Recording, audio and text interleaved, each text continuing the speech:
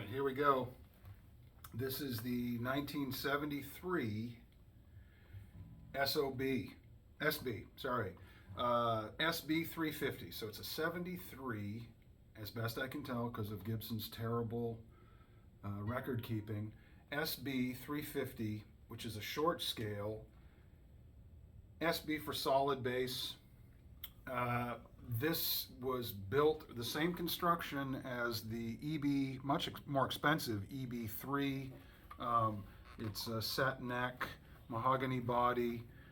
It's the full-on Gibson. It doesn't have an inlay. It's got a spray. So this was supposed to be a entry-level Gibson. Kind of the way that it doesn't say Epiphone, because Gibson wasn't doing Epiphone as a discount brand or a bargain brand at the point. But that's basically what this would have been released as, I suppose, back if they had used that. There's some changes that I've made to it, not because I wanted to, but because I had to, and I did what I thought was the right thing to do. So I'll just go through it and kind of explain what's going on. So it's super light. First thing, I absolutely love this. It weighs 6 pounds, maybe 4 ounces tops. That's crazy. This is crazy, crazy light.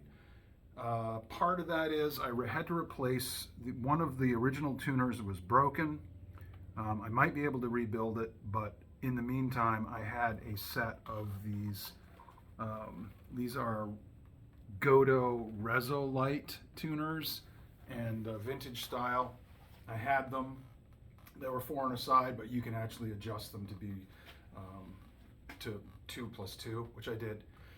These are super lightweight, and that helps with the light. Speaking of the light's going to go on and off because I'm not close enough to it to stay on. Bear with me. The other thing that I had to replace this is a little bit lighter as well. I had this Hipshot A style bridge that I put on in place of the original 3-point bridge. These are really not great. As anyone who has ever owned one of these basses or any bass that has this style of bridge, you can't adjust the individual saddle heights. You got to kind of compensate. You have to adjust the intonation from the front when the strings are on. That's almost impossible. People don't know how to set them up properly. They're supposed to be canted like this. People do like this, and it pulls the studs right out of the bushings. All of that makes it not a great bass bridge. This is a super solid bass bridge because it has individual string height adjustments, really easy to adjust the intonation from the rear, easy to restring through these slots, all of that. I had to drill 4 holes, but I left the bushings, you can see them below, and also the front bushing. I left those bushings in place, saved all the stuff from the bridge, so it could be put back to its original form. I did buy a Hipshot direct replacement 3-point bridge, but the saddle height still was too high, which makes me wonder how anyone ever played this damn thing in the first place. If you had the original bridge on this, the strings, you would have been able to put your hand underneath the strings, and that's just ridiculous. Now it's in pretty playable position and situation. It's tone control, master volume, master tone, and then these are kill switches, on-off switches for each pickup. And you'll notice it's a very non or un-EB3 style of pickup and placement. One of the reasons I never owned an EB3 or whatever was that I don't like this massive humbucker right here at the neck. Unless you're playing dub reggae, then it's great. But I think Jaw Wobble used to play one actually, but for me, not so much. The EB3 had and then they had a little pickup back here, and that helped balance out the tone. That's a sound I do like, but these are actually Armstrong designed, the same guy that designed a lot of these Norland era pickups for Gibson, because he worked there at the time or worked for them at the time. These are humbuckers, and they're in a very jazz bass position. So, shockingly, this thing can get a pretty, hey you would never, I would never have expected that out of a Gibson right there. It's tight, snappy. I mean, that, if I had my eyes closed and I didn't see this, I would never have said, oh, hey, that's a Gibson. No. So it can do that. You can also roll off the tone, switch off the back pickup and just be on the front and get a more kind of a classic,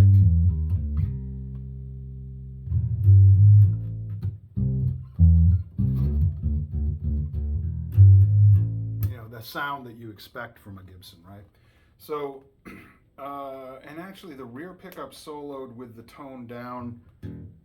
Okay, I've got to adjust this pickup up, so bear with me. Sorry, it's a little bit anemic sounding.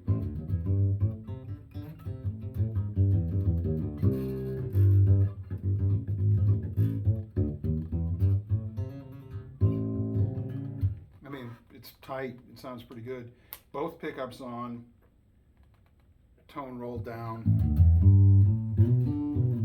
That's actually a really nice sound.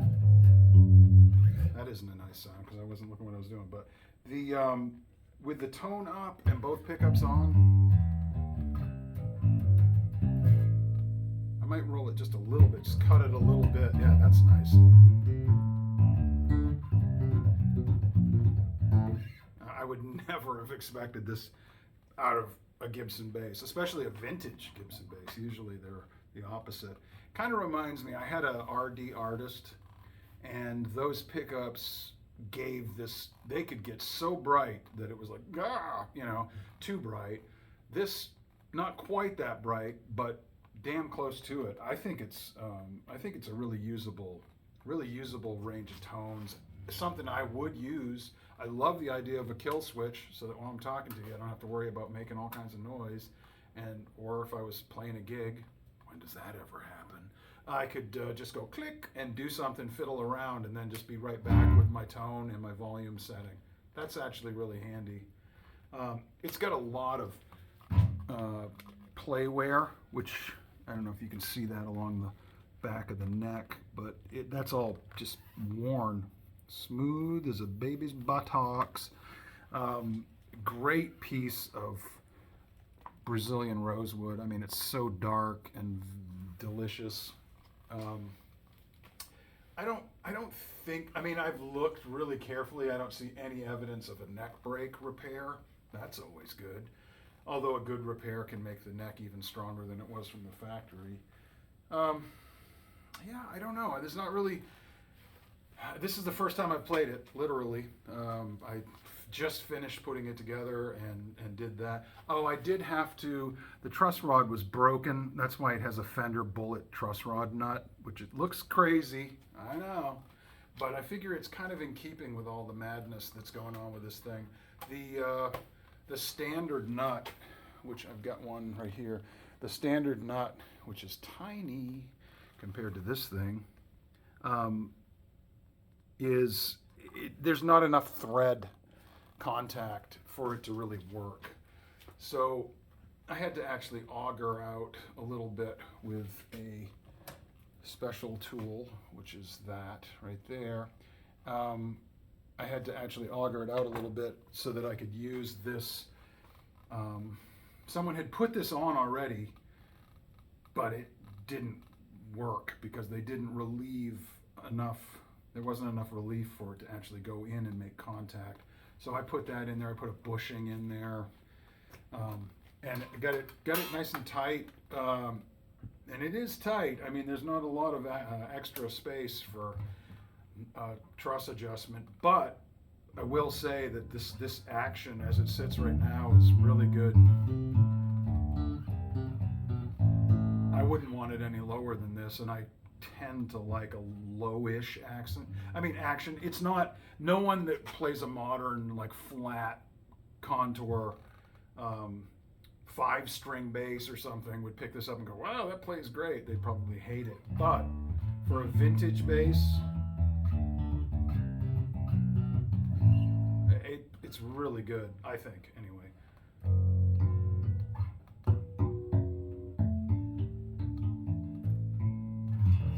yeah, so I'm gonna tweak it some more. Like I said, I just put it together, so this is a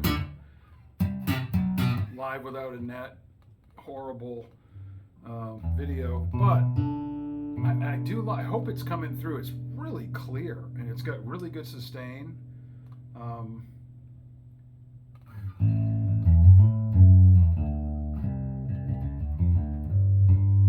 You know what it reminds me of? I actually had, it's absolutely the lightest bass, I think, other than maybe that Echo Beetle bass that I had. But I also, one time I played a Vox. It was a teardrop. It was like a Phantom. And it kind of felt and played like this. And it's amazing when you get so used to something like a precision bass, where your anchor points and the balance points and the body where it contacts you and everything, you get so used to something, and then you change. This is completely different. I mean, there's nothing on this that is P-bass like at all. I mean, with the exception of the bridge is ish, but man, other than that, the control layout, the pickup placement is kind of quasi jazz bass, but not, because of course jazz bass is, you know, they didn't have a surround like this, so that even feels a little weird. But I think I can get used to it. I'm going to finish setting it up over the course of a few days. I'm going to let the strings kind of, you know, stop stretching so much, and once it gets, it's really sounding good though already.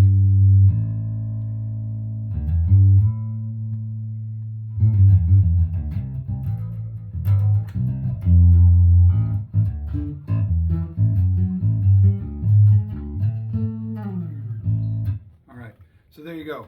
73, I think, Gibson SB-350.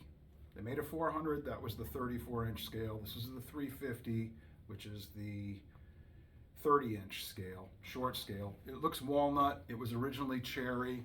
If you look really closely where the old bridge cover was, you can see that cherry color right there. I kind of like the walnut more than the cherry. Anyway, I could put that bridge cover on here too. That would be kind of funny, just to hide some of the newness.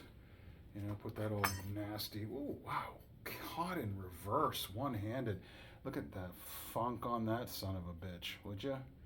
That's loved. Yeah, this thing's been played, just like me. So, anyway, hope you enjoyed, or at least tolerated, this video about the old SOB. Cheers.